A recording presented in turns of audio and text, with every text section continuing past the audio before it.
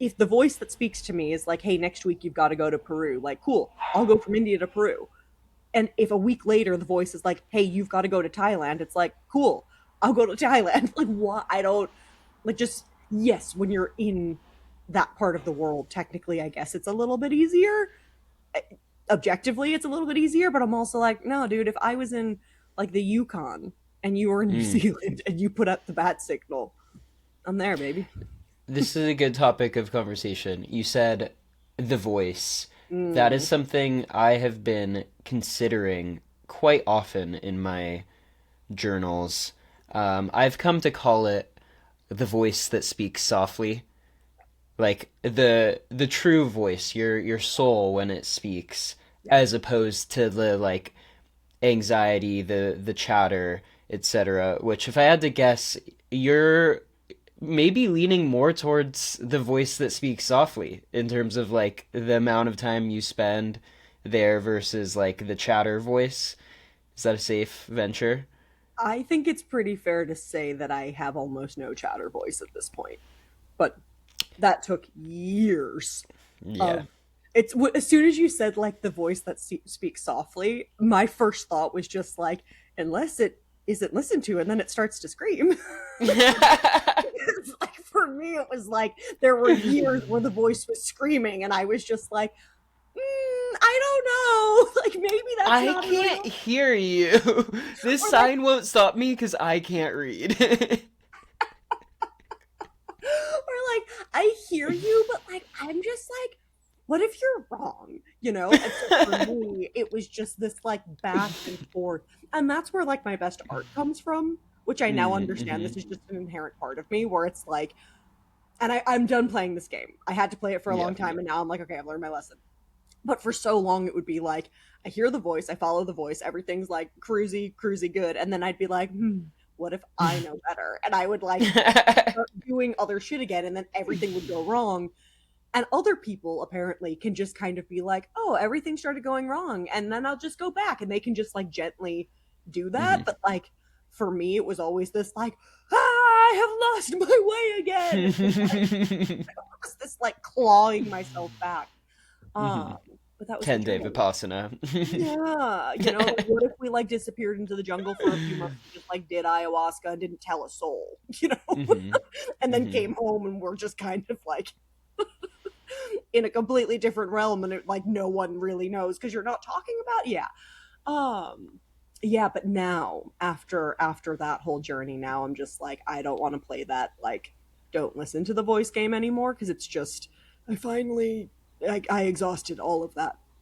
So now it's just kind of like, yeah, I mean, there's nothing, nothing comes from not listening to it. Nothing good. And again, Yeah. if you have lessons still to learn, if you have like stuff that's still being kind of figured out, or patterns that you're still understanding, whatever, then it's like, yeah, you don't listen. Like that's the journey. But now I'm just like, yeah, nah. Or if I don't listen to it, it's kind of intentional. Like I understand what I'm doing. And so sometimes there's this like conversation where it's like the voice is like, you should blah blah blah. And like human me will kind of be like little like bratty and just be like, yeah, I know, but like I don't want to, What if my wife is at the afters this time? right? It's like, you know what you're doing, but Hmm. for whatever reason you're like, I'm gonna choose this thing. And I guess I used to do that, but I used to like hate myself for choosing the human thing, and now I'm like, oh no, Yeah. I'm just kind of being like a bratty little human who's doing the thing that I Saucy. know doesn't serve me. Yeah. Hmm. And that's fine, you know? I do. It's interesting too how it kind of all comes out in the wash. Like you mentioned, I don't know if this was deliberate, but the example of like ayahuasca in the jungle, and like was Ari to some extent a product of that, perhaps?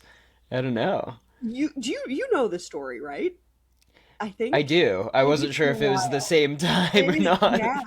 Yeah, yeah, yeah, yeah. And I guess anybody who isn't you doesn't know this story, but like literally after my first ayahuasca ceremony, there was there was someone who was living at the center, which was in like the jungle in Costa Rica. Mm. You know, you had to go to a town, a tiny little town, and then like get in a man's car, and he drove you like an hour and a half up a mountain and then down this road that was like, is it a road or is it just kind of a landslide that you called a road? Like, you know. And then at the bottom of that, there's this center of people who are, you know, serving the medicine. Um, and there was an American guy living there from Chicago. And in my mind, he just existed solely at this place because he was living there. That's where I met him. So in my mind, I'm like, you're a jungle person. This is, yeah, this is what you do. I came in, spent Jungle person. two jungle person. You exist here. You exist here solely here. Even though you're from Chicago, you are a jungle person. You have assumed this role. Um, I think I spent 3 nights there, 2 or 3 nights, sat one night of ceremony, and then I ended up leaving with somebody else that I had met there.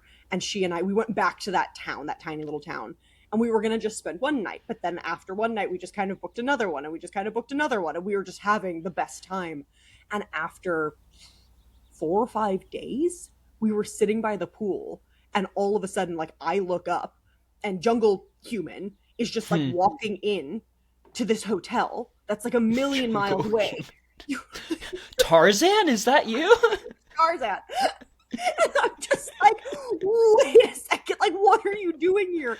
And he How did you get basically, out of the jungle? it's like I swung through the vines and now I'm here. Do they know? Like, do monkeys know? Are they gonna be cool?